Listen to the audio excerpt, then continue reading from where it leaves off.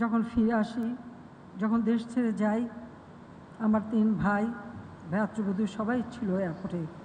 যখন ফিরে আসি কেউ নেই। আপনজন প্রতি কেউ না থাকলেও পেয়েছিলাম বাংলাদেশের মানুষকে, অগণিত মানুষ এবং আওয়ামী লীগের অগণিত নেতা কর্মীদেরকে। সেই মানুষই আমার একমাত্র শক্তি, আর সেই মানুষগুলির জন্যই আমার সব পদক্ষেপ নেওয়া, কাজ করা। আজকে অন্তত আমি বলতে পারি, আমি অর্থনীতি সমিতিতে এসেছি।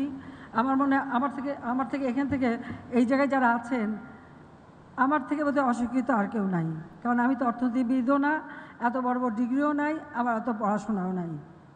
হ্যাঁ, আমি ঢাকা ইউনিভার্সিটির ছাত্রী, ঢাকা ইউনিভার্সিটি থেকে বিএ পাশ করছি, মাস্টার্সের ছাত্রী ছিলাম, পরীক্ষা দিতে পারিনি। 75-এ যেহেতু আসতে পারিনি দেশে, তখন আর পরীক্ষা দেওয়া আমার হয়নি। কিন্তু আমি একটা জিনিস বুঝি, হয়তো অর্থনীতি অত বড় বড় সংজ্ঞা আমি বুঝবো না, কিন্তু আমি একটা জিনিস বুঝি যে মানুষের জন্য কাজ করতে হবে। মানুষ কি পেল সেটা দেখতে হবে, মানুষের কল্যাণে কি করণীয় সেটা করতে হবে, যা আমি শিখেছিলাম আমার বাবার কাছ থেকে।